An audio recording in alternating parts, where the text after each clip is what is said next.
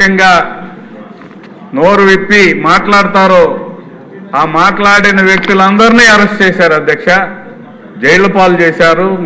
మీ మీద కూడా చాలా అనేక దుష్కార్యాలు చేసిన సంగతి గుర్తు చేసుకుంటూ ప్రస్తుత ముఖ్యమంత్రి గౌరవనీయులు చంద్రబాబు నాయుడు గారి అరెస్టుతో పరాకాష్ఠకు చేరారు.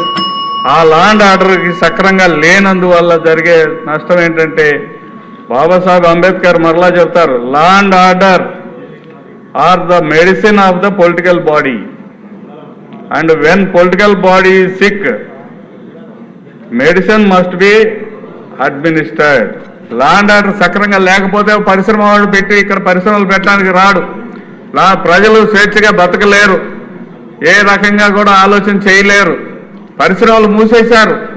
దానికి స్పష్టమైన ఉదాహరణ కూడా చెప్తాను అధ్యక్ష. మా పార్లమెంటు సభ్యులు, గుంటూరు పార్లమెంటు సభ్యులు గౌరవనీయులు, వారి పేరు ప్రస్తావిస్తాం ఎందుకంటే తప్పదు, సందర్భం వచ్చింది కాబట్టి, గల్లా జయదేవ్ గారు పెద్ద పారిశ్రామికవేత్త.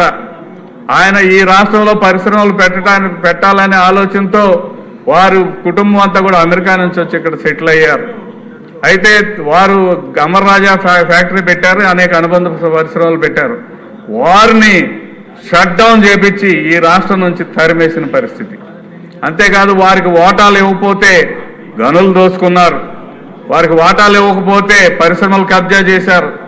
స్పష్టంగా నడుస్తున్న పరిశ్రమలన్నింటినీ వారు కబంధ హస్తాల్లో చిక్కుకుపోయేలా చేశారు. దీనికి కారణం ఎవరు వత్తాసు పలికారంటే అధికార యంత్రాంగం, పోలీసు యంత్రాంగం.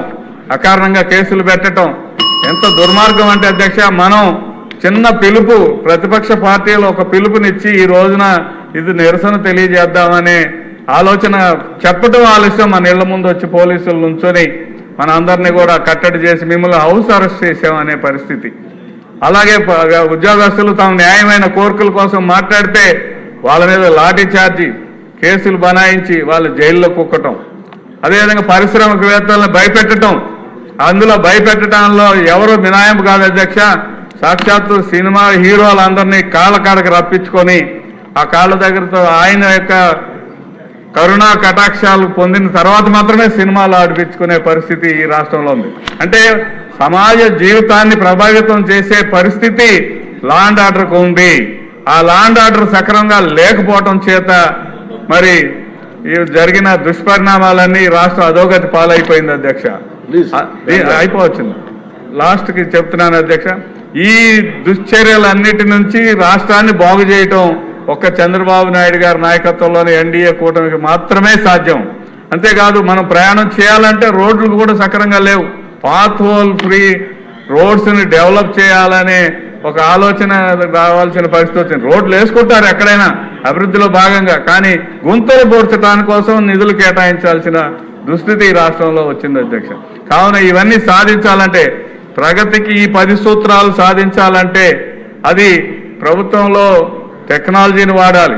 ఆర్టిఫిషియల్ ఇంటెలిజెన్స్ అంటారా, డ్రోన్స్ టెక్నాలజీ వ్యవసాయంలో అంటారా, లేకపోతే ఇంటర్నెట్ ఆఫ్ థింగ్స్ అంటారా, బ్లాక్ చైన్ టెక్నాలజీ అంటారా, ఇతర ఏవైతే ఉన్నాయో అన్ని రకాలైన టెక్నాలజీని కూడా ఈ రాష్ట్ర ప్రభుత్వం వినియోగంలో తీసుకురావటం.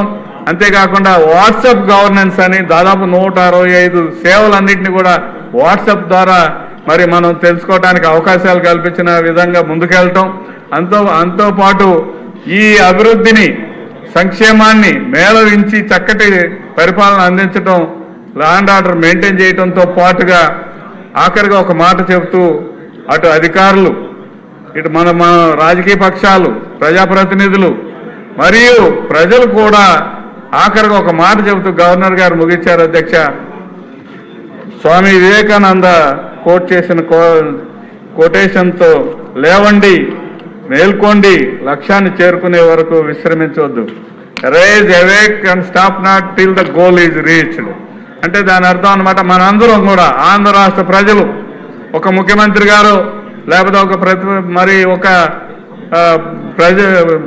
అధికారులు లేకపోతే మనము కాదు, ఈ రాష్ట్ర ప్రజలందరూ కూడా జరిగిన దుష్పరిణామాల నుంచి మేల్కొనాలంటే, పైకి రావాలంటే తప్పకుండా స్వామి వివేకానంద స్ఫూర్తితో ముందుకు వెళ్ళాలి.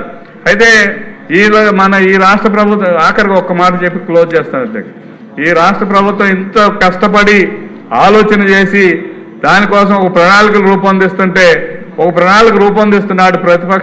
ప్రతిపక్ష హోదా కావాలని. ప్రతిపక్ష హోదా ఎవరిస్తారు అధ్యక్ష? ప్రజలు ఆయనకి చిత్కరించి ప్రతిపక్ష హోదా కూడా లేకుండా చేస్తే గవర్నర్ గారి ప్రసంగంలో ఇన్ని మంచి విషయాలు ఈ రాష్ట్ర అభివృద్ధి కోసం పాటుపడటానికి మనమేం చేయాలని చూస్తే ఆయన ఈ రాష్ట్రంలో ఒక వ్యక్తి కానట్టు, ఈ రాష్ట్ర ప్రజలతో ఆయనకు సంబంధం లేనట్టు, డెమోక్రసీని రక్షించాలంటే అసలు నీకు డెమోక్రసీ మీద ఒక నమ్మకం ఉంటే కదా. ఏనాడు కూడా నీ పార్టీని డెమోక్రసీగా నడపలేదు. ఏనాడు కూడా ప్రజల్ని తమ హక్కుల కోసం పోరాడే పరిస్థితి కల్పించారు. అన్ని రకాలుగా డెమోక్రసీని నాశనం చేసి సేవ్ డెమోక్రసీ అని చెప్పడానికి ఏమాత్రమైన అర్హత ఉందా అని చెప్తూ మరి ప్రతిపక్ష హోదా కావాలని గవర్నర్ గారిని అడగడం ఏంటి? ప్రజలు ఇచ్చిన తీర్పుని గౌరవించలేని